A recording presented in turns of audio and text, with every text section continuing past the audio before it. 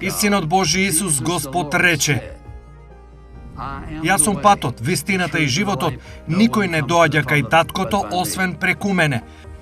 Затоа одете по целиот свет, поучувајќи и проповедајќи го Евангелието на секоја личност до најкрајните делови на земјата.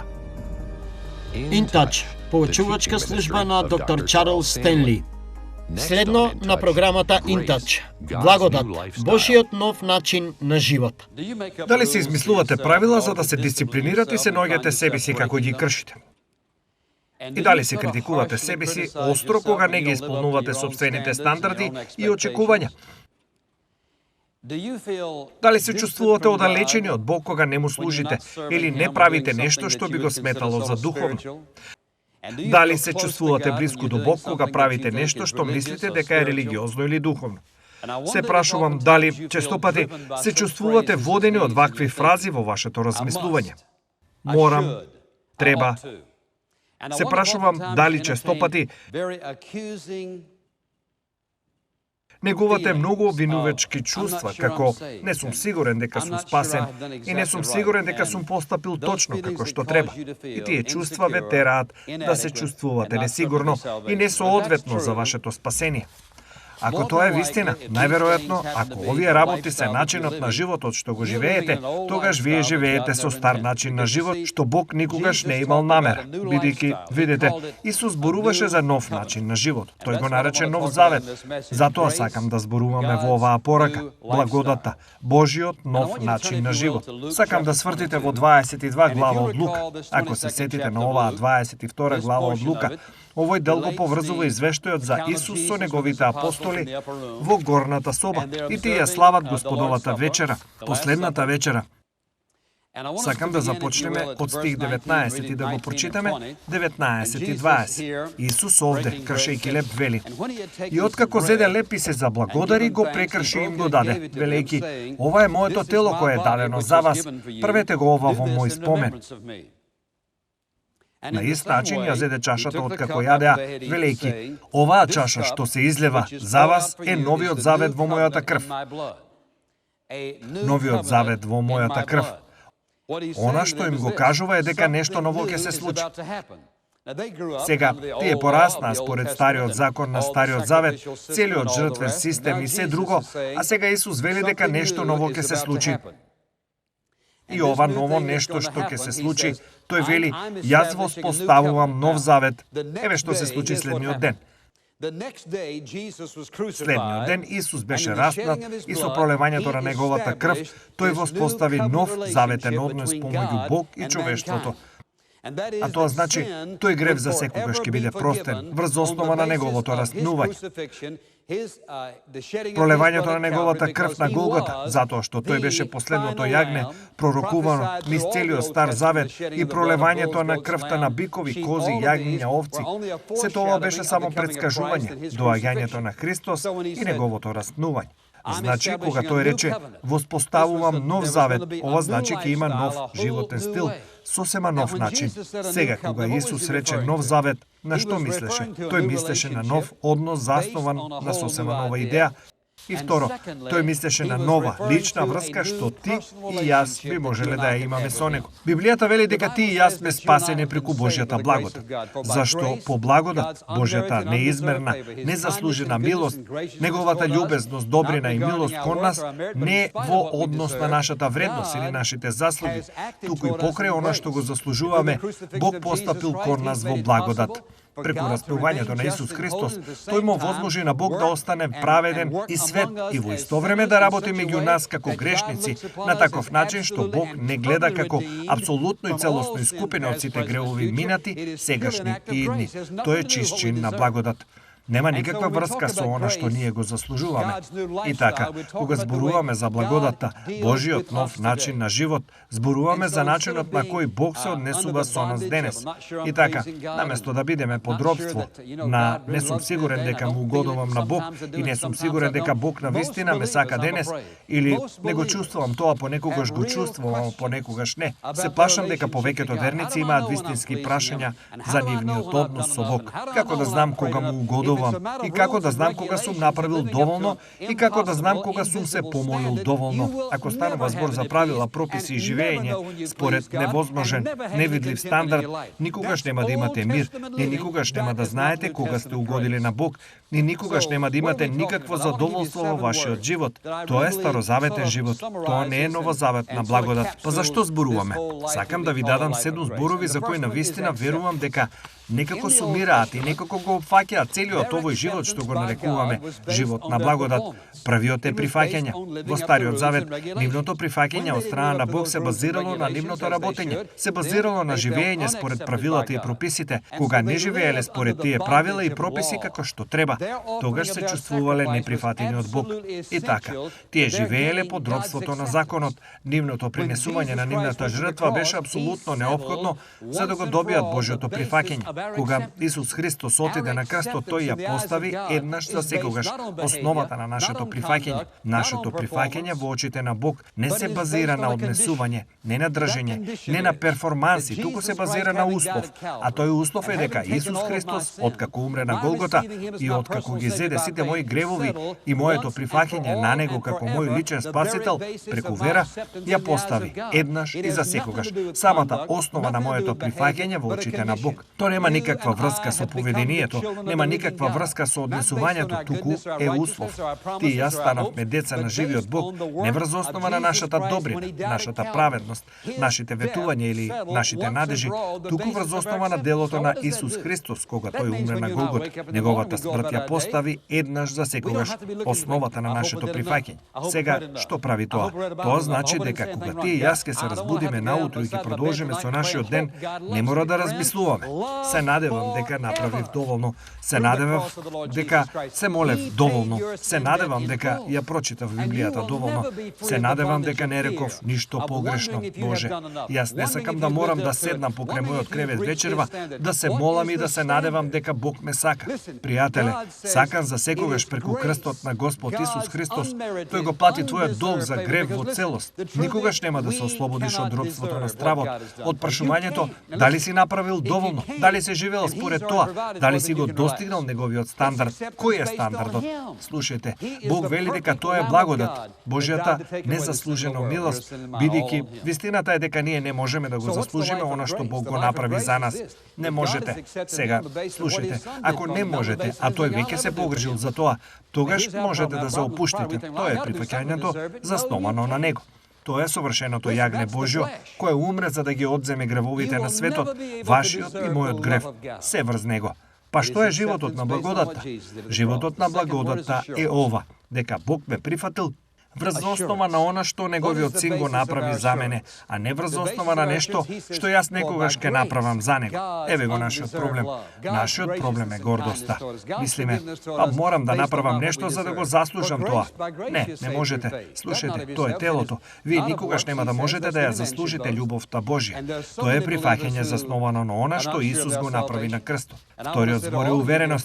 Увереност. Која е основата на нашата увереност? Основата на нашето уверување, вели тој, зошто по благодат, Божјата незаслужена љубов, Божјата милост и добрина кон нас, Божјата прошка кон нас врз основа, не на она што ние го заслужуваме. Зашто по благодат сите сте спасени преку верата, за да не е од вас самите, не од дела, вели тој, за да не се фали човекот. Има толку многу верници кои не се сигурни во своето спасение. Сакам да кажам на сите вас, драги луѓе, го кажувам тоа со љубов колку што знам, кои сте научени дека можете да бидете спасени денес, да сгрешите вечерва и да одите во пеколот утре. Пријателе мој, нема мир во тоа, нема радост во тоа. Сакам да ви поставам едно прашање. Што се случи со благодатта? Тоа значи, ако благодата е Божја незаслужена милост, незаслужена, ако е нешто што тој го прави за мене, јас не можам да го направам за тебе, тогаш што се случи со благодатта? Љубовта Божја излеана и излеана врз неговите деца. Слушајте, преку неговиот син Исус тој ја плати казната за мојата непослушност. Тој ја плати казната за моите сомнежи, моите фрустрации и вознемирености во животот. Јас не морам да ја платам казната за тоа. Гледате, не го забораваме ова. Најважното нешто што Семокниот Бог некогаш го направил е да ви го даде свој својот син, вам и мене. Значи, зборот е сигурност. Третиот збор е достапност. Размислете за ова. Порано во Стариот Завет, само првосвештеникот можеше да влезе во светињата на светињите и да биде во присуство на ковчегот на Заветот. Самото присуство на Бог беше символизирано таму. Некои свештеници можеа да одат во други области, но само помислете на луѓето однадвор, сите стотици, илјадници и милиони од нив. Тие не можеа да се приближат. Исус рече, доаѓам да воспоставам нов свет. И следниот ден, кога таа завеса се расцепи од горе до долу, тоа беше како Бог да ја отвори вратата и да рече, еј, нова врска. Слушнете го ова. Личен, топол, интимен однос со Семокниот Бог.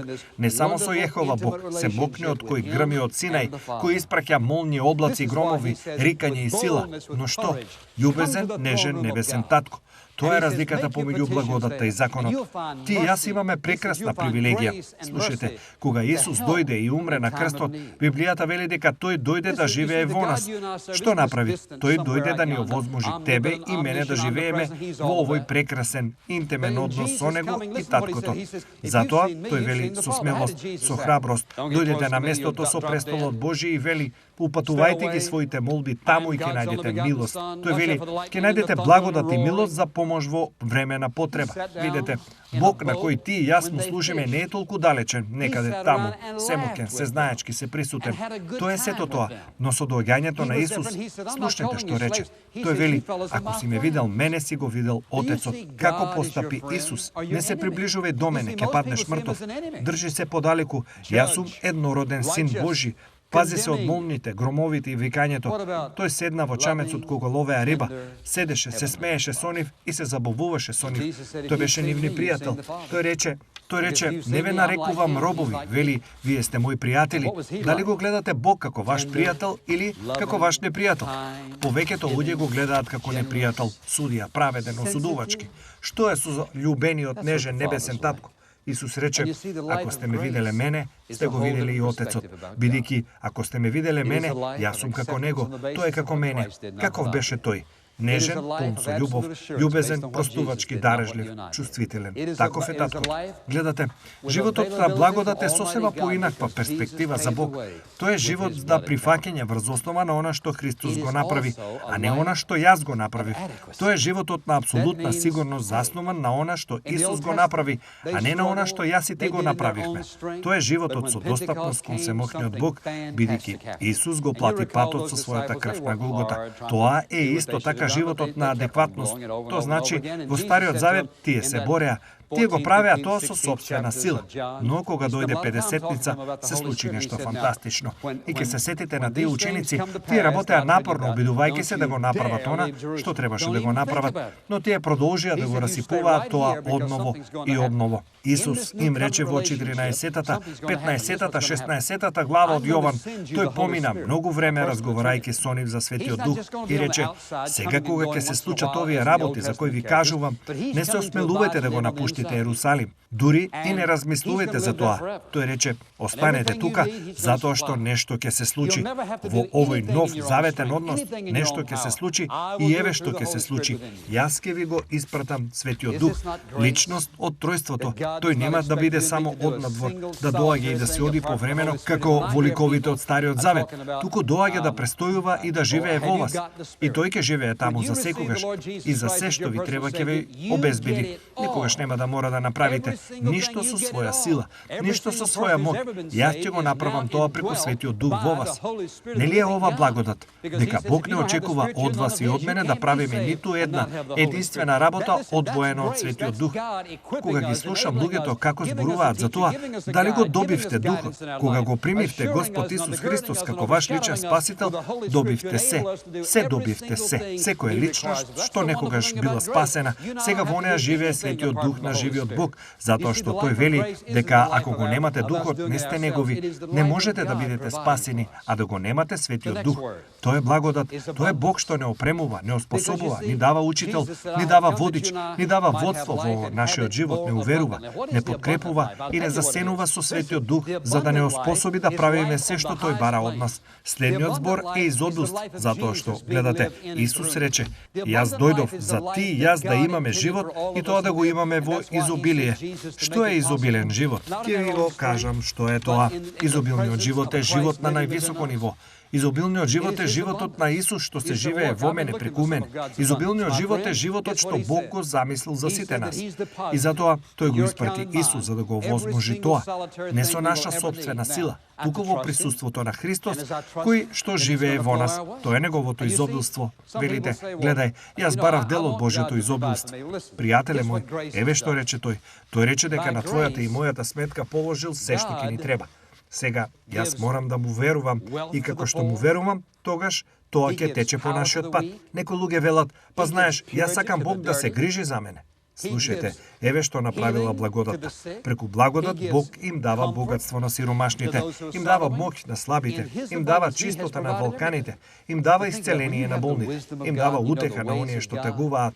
Во својата изобилност тој обезбедил се. Но размислете, кога вие ја имате Божјата мудрост, ги познавате Божите патишта, кога Бог работи во вашиот живот и има длабоко, трајно задоволство и блискост со него, тука сум да ви кажам дека нема никаква сума пари никаде во светот што може да се спореди со сето тоа. И покрај тоа, нивните пари, тие ќе мора да ги остават тук. Она што го имаме и вие и јас, го носиме со нас. Тие ќе остават се. Ние го носиме со нас. Ние сме многу побогати од нив. Библијата вели дека вие и јас треба да бидеме богати со Божите работи, богати со Божиот збор, богати со него. Исус дојде да живее во вас и мене и преку неговиот свети дух да направи што? Да не научи на Божите патишта, да не научи како Бог работи, да не научи како Бог размислува, да не научи да го толкуваме неговиот збор, да не научи да одиме по неговите патишта. Слушајте, кога ќе можеш да почнеш да живееш во благодат, еве што ќе откриеш. Ниту долина, ниту планински врв, ниту тешкоти, ниту грижи, ниту проблеми, ниту искушенија, ниту неволји, тоа нема да ве обесхрабри. Знаете зошто? Затоа што ќе разберете дека сето ова е дел од Божите патишта, да не созрее, да не усогласи со неговиот лик, да не обликува. Гледате, тој вели дека дошол да не ослободи, да ги ослободи заробениците. И вие и јас го имаме изобилството Божие. Тоа е суштината на благодат. Вие велите, па знаеш, јас едноставно не мислам дека би го заслужил тоа. Точно, слушайте. Никогаш нема да го заслужите тоа. Христијаните треба едноставно да го извадат тој збор од својот речник. Тоа не е заслужено. Но што? Благодат. Кажи го, благодат. Не е заслужено. Тоа е благодат. Следниот збор е постојан, траен. Мора да го гледате вак, најубавиот начин на кој Исус некогаш можел да го опише. Не знам ништо друго што можело да биде посовршено од ова. Тој рече, сакам да ви покажам за мојата врска со вас. Тој рече, јас сум лозата, вие сте прачките. Тој вели, сега вие престојувате во мене и јас престојувам во вас. Животот во лозата сега е животот на прачките. Големи, сочни гроздови, што висат овде од гранката, за да го освежат духот, душата и телото. Што е тоа? Тоа е животот на лозата што живее во животот на прачките и го дава плодот. Гледате, христијанскиот живот никогаш не бил наменет да биде борба, вознемиреност без обид и борба. Сите сме помилеле низ тоа. Но како гранката живее во лозата, таа едноставно почива во лозата и зависи од лозата за се. Кога луѓето велат, го примив Исус Христос и го направив дел од мојот живот, заборавете на тоа. Дел од вашиот живот. Кој дел? И кои беа искрени, еве што ви рекле. Делот на кој се повикувам кога ќе се најдам во неволја. Тој не е дел од нашиот живот, пријателе мој. Тој е твојот живот. Исус е нашиот живот. Слушајте, тој е нашиот живот. Ние немаме никаков живот одвоен од него. Овој прекрасен траен однос е дело на Божјата благодат. Последниот збор е одговорност. Велите, се плашев дека ќе стигнете до тоа. Па, дали Бог би бил Бог на благодата, ако јас не бев одговорен пред него? Апсолутно не би. Слушајте, сега еве е разликата. Едно е да се размислува во однос на одговорноста на овој осудувачки, оценувачки Бог. Не, ние зборуваме за љубезен, милостив, полн со љубов, небесен татко, на кого ти и јас му даваме сметка секој ден. Разбудете се наутро. Татко, што ти би сакал јас да правам денес? Со кого би сакал да разговарам? Татко, дали би го водел мојот распоред денес, затоа што тој е твој? Дали би го живеел твојот живот преку мене денес? Ти ги знаеш работите со кои ќе се соочам, а јас немам поим дека ќе се соочам. И затоа не можам да се подготвам за нив, но ти можеш. Ти можеш да ме подготвиш затоа што ти веќе знаеш што ќе се случи. Одговорноста не е лоша. Сега, ако умреш изгубен, без Христос, имаш многу за што да се грижиш. Но, видете, кога ти и јас ќе застанеме на судот на Господ Исус Христос и ќе стоиме пред овој љубезен, милостив татко, во тие делчиња од секундата, никој не знае колку долго ќе го видиме каков што е и ќе познаваме себе си како што тој не гледа и ќе се согласиме со неговиот суд. И се ќе биде пофолба.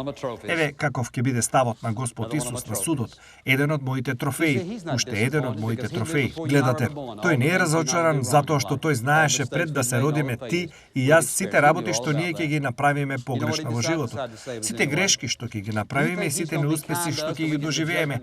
Тој знаеше се за тоа. Знае што одлучи тој. Сепак одлучи да не спаси. Дали мислиш дека тој ќе биде љубезен кон нас додека не стигнеме до судот и потоа да дозволи се да падне врз нас? Не, тој е милостив татко, полн со љубов, и според Ефесијани глава 2 стих 6 и 7, тој вели дека ти и јас ке светиме за секогаш во слава како трофеи на неговата голема благодат. Бидејќи, гледате, ангелите не можат да го доживеат тоа. Ни еден ангел никогаш не добил простување на гревовите и сега живее на небото, но ти и јас да, ние сме трофеи на неговата благодат. Дозволете ми да ви поставам едно прашање. Дали некогаш во вашиот живот сте ја признале вашата грешност? Сте сватиле дека вашите гревови ве разделиле од Бог и сте сватиле дека навистина тој ви е потребен? Можеби не сте знаеле што да правите. И затоа само рековте: Боже, се надевам дека ќе бидеш милостив кон мен. Тоа не е доволно. Гледате, да ви биде простен гревот значи дека сваќате дека сте сгрешиле против него и дека нема ништо што можете да направите за себе. Многу луѓе велат: сега види, кога ќе исчистам некои работи, доаѓам кај Бог. Никогаш нема да стигнете таму. Знаете зошто? Бидејќи процесот на чистење е неговото дело. Слушајте ме, крвта на Исус на Голгота се погрежи за целото чистење. Не можете да исчистите ништо. Можеби ќе можете да спречите неколку работи, но еве што не можете да направите. Внимавајте, вашето чистење на вчерашните гревови никогаш нема да ја избрише од вашиот живот, од вашето срце, од вашиот дух, вината за годините непослушност. Чистењето на денешните дела е една работа, а не бришење на годините вина. Само крвта на Исус може да го направи тоа. Затоа велиме дека да се биде спасен значи да се признае дека Исусовата смрт на Голгота го исплати вашиот долг за грев во целост и дека кога ќе го примите преку вера како личност, како мој личен спасител, му велите на Бог: Татко, јас верувам дека ти го испрати твојот еднороден син и тој го плати мојот долг за грев. Го примам како мој личен спасител. Затоа верувам дека моите гревови сега се простени не според она што јас го направив, туку според она што тој го направи. И се прогласувам за Божјо дете врз основа на неговото дело, а не мое. Тоа е чин на вера. Потоа влезете во ова прекрасно, возбудливо патување рака под рака. Слушајте, рака под рака со небесниот татко. Не за кого се држите до крајот на вашиот живот, туку во неговиот апсолутен вечен стисок. Тој ви држи за цела вечност. Тоа е животот на благодата. И тој е достапен за сите што ќе го повикаат. If you've been blessed by today's program, please visit us at intouch.org.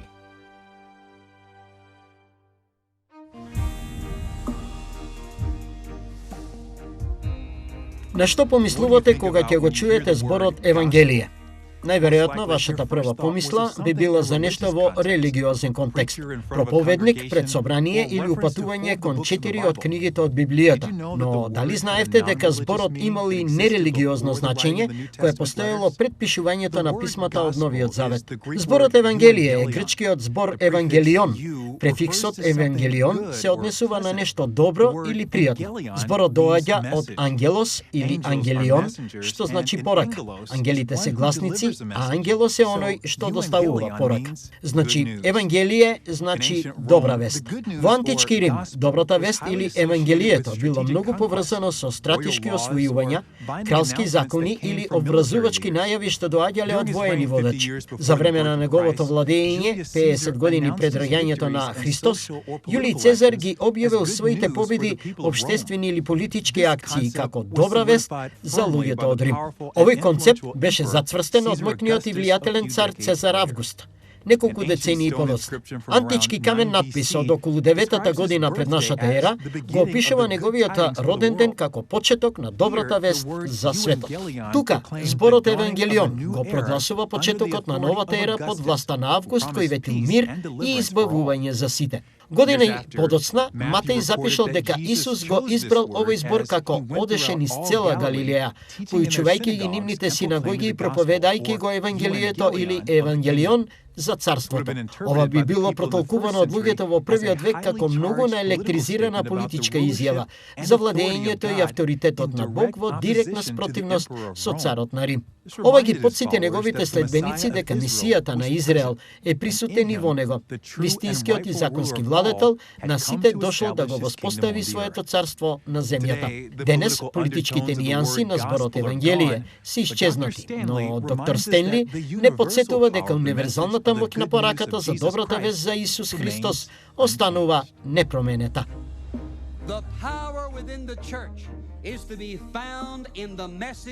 Моќта во црквата се наоѓа во пораката на црквата, а црквата на Исус Христос има само една порака.